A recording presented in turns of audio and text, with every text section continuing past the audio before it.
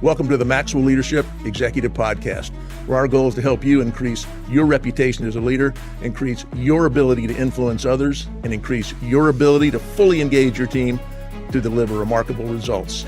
Hi, I'm Perry Holly, a Maxwell Leadership facilitator and coach. And that was much better than what I've done. I'm Chris Godey. Welcome to the Maxwell Leadership Executive Podcast. We are so excited that you're here to join us. So excited to have Perry back in studio with us today. And if you are interested in learning more about 5 levels of leadership, again, the training, the consulting, the coaching that we do, I want to encourage you to go to maxwellleadership.com/podcast. There, click on this episode, this session. You can fill out a form and submit that information there, and we'll follow back up with you. Also get a learner guide there for this And you episode. can get a learner guide, absolutely. So let's dive in. I want to talk about today this topic. I'm very excited about this topic because oftentimes we will go and we'll talk about different competencies, different things around the 5 levels of leadership and the foundation model. What you're bringing to us today, I think, is extremely relevant. We're going to talk about the 5 trends that will define work throughout the rest of 2024. So 5 trends that will define work in 2024. According to Harvard Business School, there are these 5 key trends that are going to define how and what we do in the workplace. So let's look at the 5 and see if and how they're going to affect the way that we lead our teams, whether it's you and I leading teams or those that are listening or watching and you lead your teams. So I think this can be very impactful. I found this interesting that there's things going on. And if, as a leader, I'd like to, we definitely keep our heads down working in the business and helping the team and all, but we work on the business and look around what's going on in the environment and the culture. And are there things I need to be aware of that may be affecting my team that I might not normally? Number 1 is probably not a really big surprise to anyone, but the hybrid work, they called it the hybrid work evolution. In the article, in the survey, Harvard actually said that the concept of in-person work days is undergoing significant transformation with the rise of work from anywhere. WFA. It had to have an acronym. Work from anywhere. Work from anywhere. Teams were witnessing a shift towards flexibility and adaptability. And I think, leaders definitely need to, we want to build a culture of trust and this, I've heard people, can we trust people when they're not in the workplace if I can't see you and those types of things. But what's your thought on, you have a mixed team. We have different people that work offsite, onsite. Yeah, I think this potentially not only coming off of 23, but also in 24, maybe even futuristically, this is a big, not only trend, but this is a big leadership opportunity for organizations that they're going to have to deal with. And some organizations are beginning to take a different type of stance. I was talking to my brother over the weekend, and he was sharing with me, he's like, he works for a Fortune 100 company, and they're like, no, coming in third quarter, it's mandatory. Everybody, kind of back in, except for 1 day a week. So everybody has kind of their own blend. I think, to me, it really depends on the roles that each team member has and the team dynamics. But when you do this, we'll call it this hybrid, you got to have clear policies and expectations. I think there are some pros to this. I think there's some cost savings for certain organizations that can take advantage of it. I think this gives you a greater access to the talent pool that are out there. And I think it'll give you some team satisfaction if you do it. Some of the cons that people talk about there are communication challenges. Yes. And there's this connection. There's a team cohesion problem. Right. Because we can do this, like you and I. We've done this podcast a couple times over Zoom. We're in person with each other, but it's just different, right? It's a different dynamic. And then you have this inequality of, well, how come she or he gets to have that hybrid and this one doesn't? And what's their role? And so we have some of those dynamics that you're going to have to learn and understand how to lead through. Well, as I was researching a little bit, I happened to run across an interview with Elon Musk just recently, and he said that this remote work is a moral issue. So I leaned in like, moral issue? Yeah, right. I thought, what? He goes, yeah, as in, how dare you think you can work from home when the people that built your home they don't get to work from home. They had to come on site and build your home. And the people that make your food, they don't work from home. They come and make your food. And the people that service your car, they don't get to work. And he kept going on and on, that they all have to come to work. Why don't you come to work? And made it a moral issue. So I disagree with that. Yes. I don't think it's that. And I love your response that it really is.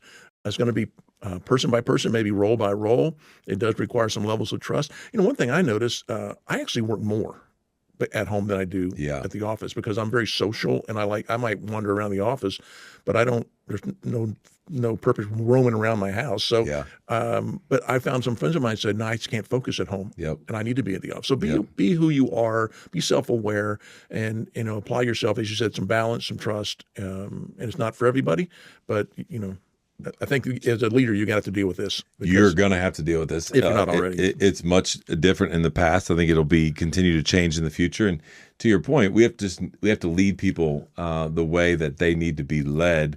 And you have to have that flexibility. And you may not have an extremely strict policy to it, but you can be lenient with it one way or the other. And we're going to talk a little bit later in this podcast about what you just said about you tend to work more at home, and that could be a negative thing, right? For yourself. So, well, let's talk about number 2. And this is it right here. Push back against workism, which I saw this. I was like, workism, is that a workaholic? Well, it is in that category, right? So this is about having a life while you work, not your life being all about your work. And so workism is being defined as building your life too much around your job. And so HBR says that work shouldn't be expected to provide everything, including your community, the meaning. You got to really have a work-life balance. And that's a challenge. And that's what I was getting to just a minute ago about, I remember when we were full-time at home, it just seems like you never shut it off. For me personally, like the office is always there. For right now, when I, drive into work, I kind of, get ready for work. When I'm driving home for work, I try to shut some things off. Whereas to your point earlier, like you get a lot of stuff done, but do you ever shut it off? And I want you to comment on this because I know you've told me this personally in the years past. Like you've had to have some conversations at home because you just get into a rhythm and you're creative and you're writing and you're thinking. And before you know it, it might have worked right through breakfast, lunch, and dinner. And, the missus is like, hey, remember me? Remember home? I start very early. That's just I like those unseen hours are my most important hours of the day. So I'm able to do what I do. But as the day goes on, and so the statement was made to me, why would I need to scream up the stairs to you to come to dinner at 6 o'clock? Why would I need to do that when you're up there doing your righty, thinky? I thought thinky, righty. I like thinky, those righty. Words, by the way, developing the dictionary, righty, thinky. I go, well, now I know how she sees my work. However, she's right. I don't have any boundaries. I didn't have any guardrails. I didn't have any start and stop time. So it became workism. And when I was thinking about this one, because we do a lot now on generational diversity and the different generations and how do you lead these. Some of this could be driven by the new generations. As a baby boomer myself, I'm driven by success and achievement, getting the job done. I don't stop until it's done. I just have this mentality that came from my generational space. But this Z and Y that are in the workplace are not driven that same way. And so I love that we teach this, is that stop making light of that, about making fun of Gen Zs, but instead figure out what do they bring. And they bring a bit of a balance. They're driven by purpose. They're driven by meaning, not by achievement. Do they like to achieve? Of course they like to achieve. They want to make money just like anybody, but they're not driven by it the way I was. And so they find themselves in my world of my whole life all my community is at work. All my relationships are at work. All the purpose at work. No, they don't want that. That's workism, and they want to separate those two. Hey, podcast listeners. Many of you listening right now would probably love the autonomy that comes with owning your own business or becoming a coach that helps other businesses succeed. Well, we have a phenomenal strategy where you are 100% in control of your own business, earning income on your own terms, and have access to the people, tools, and resources you need to build a thriving leadership development business. When you become a Maxwell Leadership Certified Team member, you join a global community of entrepreneurs led by our expert team of mentors and faculty, including John C. Maxwell. You'll also get one of the top leadership certifications in the world next to your name, giving you the boost you need to get started. Visit us online at maxwellleadership.com/join the team to find out more.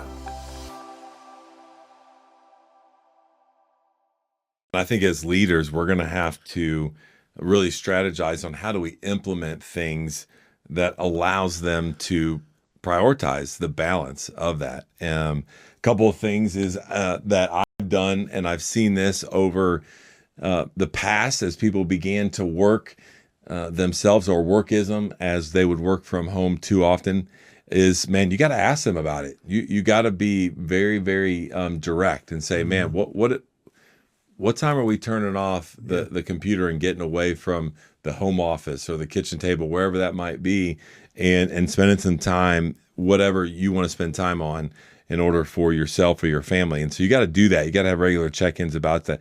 Go ahead and encourage them to have time away. I kicked myself last night. It was Sunday night, and I'm getting ready for bed, and I'm going to put my phone on the charger, and I notice an email had come in, and I looked at it, and then I answered it. And I thought, well, I just sent a bad message to whomever sent it that I have no boundaries. Yeah. It could have waited till morning. I could have actually answered it and then put send tomorrow morning instead of, but I thought, why do I do that? Yeah. Because my life and my work are so integrated that I'm not balancing it correctly. Yeah. And you just used a comment that I put down is encourage and coach your team to have boundaries. And it's okay, to do that. And then finally, maybe even allow flexibility for work hours, right? And accept the fact that, hey, you're a morning person, so your day's going to start, after you get done with all of your personal stuff, it's going to start around 7. So about 3 or 4 o'clock, hey, I don't want to see you, online answering emails or whatever. I don't think you're going to listen to me either, but you'll probably respond late at night. It was probably my email, by the way, so I apologize about that. But yeah, I think we've got to be very aware of that as leaders in this trend. That's got to happen, and workism is going to be a natural product, and we're going to have to help people lead through that. Number 3 surprised me a bit. It's called Harvard Business Review said caregiving policies forward, how they labeled that.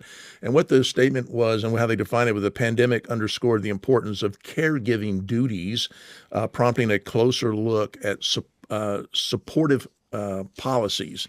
And you think about moms providing care for young children, or children providing care for aging parents, or single parent homes that need care on different levels and that sort of thing. And so in the past, all this care, whether for yourself or from someone you love, was on you. And that COVID kind of changed the family unit and how we interact with each other. I thought, what is the caregiving policies? What should you be doing as a leader to think about how to help provide care for your people and their families and their teams? Yeah, I saw this, and I love that this is in here. I can't, right? I'm fortunate enough to have been married to my wife for a long time, and we've done Team Goaty in working and raising. But man, the single moms out there, the single dads that are out there, even the dual working families that are out there that are managing all of these schedules and still managing their corporate life, man, that kudos to all of them, because what they accomplish not only at home but in the office is amazing. But I like this, and it's interesting because the HBR article talks a little bit about people are seeking a compassionate workplace culture. And we talk about culture a lot. And are we really compassionate about our team members and their personal journeys? And if you are, then this is going to be something that's going to be out there. Yep. Number 4, we've hit it a little bit, but generational shifts are something you're going to deal with in the workplace going forward. And that HBR said that the baby boomers make way for Gen X. Millennial leaders are stepping into prominent roles. The generational transition brings forth new perspectives and innovative leadership styles, paving the way for organizational evolution. cultivating a culture that values this flexibility will be crucial. I feel like I'm the baby boomer making way for you, the Gen X, emerging into that. I love to hear your views on this new perspectives and innovative leadership styles that will pave the way for our organizational culture. And I hope everyone has a pen and paper. Chris, what is your new perspective and innovative leadership style that's going to pave a way for us? I feel like you're already posturing right now in a place of being offended about where I'm about to go, especially with the word innovative and all these things. You're like, what do you mean I'm not innovative? Yeah. And I love the fact that you were making the way. We're ready for you to get out of the way. And so let's go. We're ready for you. What are you waiting on? The truth is on the table. You said, let's have some fun with it. So here's what I did. I thought, okay, interesting. Let's look at this. And we've done some stuff on generational diversity. This won't be new to you, but I was thinking about these different generations between Perry and I, who are only one apart. The gap's only one for us. But it is tough to see your friends get old. I told you that the other day. Some things you're going through, and I thought I'd bring that back up here in front of millions of people. For you in your generation, there's a little bit of this in me, but not my generation as a whole. But when we talk about job security, and it's stability and the long term and the IBM for so many years, and do I really leave, and the loyalty side of things, where our generation has a little bit more autonomy and wants a little bit more flexibility. You guys have that authoritative leadership style. We're a little bit more collaborative. So how do we build teams together and innovate as a team versus the leader coming in and doing that? Technology advances. Right. And this is hard for me to say because I don't get into technology a ton. You may even be more technology advanced than I am. I love my flip phone. But you love your flip phone. That's right. And then here's one that I think is a big difference that's going forward is the in-person communication versus the text or the emails. And it gets, I shouldn't say worse, but it gets different even further generations down, right? Even my kids, I'm like, hey, it'd be good to see you every once in a while versus just a one-word text response. So, just some different ways that we'll be able to innovate and think a little bit differently going forward as these generations shift through leadership. And I think in 2024, we'll see that. Number 5, as we begin to wrap up, rise of the portfolio life is a trend you're going to deal with. And HBR said, instead of viewing work and life as opposing forces, we embrace a holistic approach by distributing our time and talents across family, work, community engagement, hobbies, and more. We're crafting and fulfilling multi-dimensional lives. And I said, instead of, separating work and life and the balance and all that, it's a portfolio.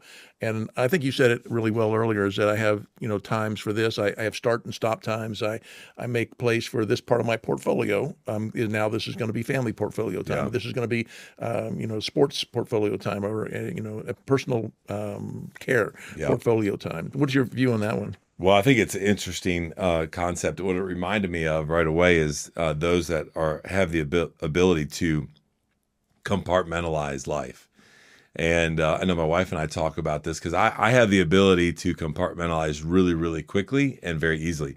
For her, everything is in one bucket. So this would be a little bit harder for her. And some that are listening and watching, you're going to have a little bit more challenge with this as you think through it. But I'm able to do that, and I think that when you can do that, it will dedicate certain times across the season of life for the different parts of your community, your hobbies. John says it this way. John does not believe in work-life balance, right? For him, it's really, really, really hard. And what he does believe in is having a calendar throughout the year that when he carves out, when he has these different portfolios, family, that he's 100% in on. So when he's with his family on a vacation or whatever it is 100% family. And when he is working, it is 100% working. That's interesting. And so he looks at it as a lump sum throughout the year or throughout the month or the quarter versus, trying to do that on a weekly or daily basis because he has a hard time being able to do that. The truth here is the teaching is as a leader is to help your team to make a portfolio. What is your portfolio? How are you going to manage your portfolio? Don't let them do I like if John says it's going to be 100%, 100%, then that's a great strategy. But I'm not going to be that. I'm going to do it a different way. But can you help your teammates? Absolutely. I think, and that comes back to just the foundation of what we talk about, which is at level 2 leadership, really connecting and understand those that you lead. How are they wired? What works well for Perry and Bonnie and their family? And then let me help you lead through that so that, and then be very comfortable with that as a leader, knowing that that's what's going to set you up best for success. Perfect. That's your kind of portfolio. And I think it's going to be essential for us to do that going forward. And so kind of as we wrap up, I think we need to make sure everything we just talked about here today, we've got to really understand and dig in and have some knowledge on it so we can lead our teams through it. These are trends that are here now and will be here for a while. And I think if we can get a better understanding, we will attract and retain talent like we've never done before. We will enhance engagement and productivity with our team. And I think we'll foster innovation from that team. We'll get the discretionary effort if we're aware of what's going on and lead our team through these. Super. Well, thanks for the input. And just a reminder, if you want to get that learner guide, if you'd like to learn about our other offerings, if you'd like to see about the other podcast offerings from our podcast family, you can do all that at maxwellleadership.com/podcast. You can also leave us a question or a comment. We love hearing from you, and we're very grateful you'd spend this time with us today. That's all from the Maxwell Leadership Executive Podcast.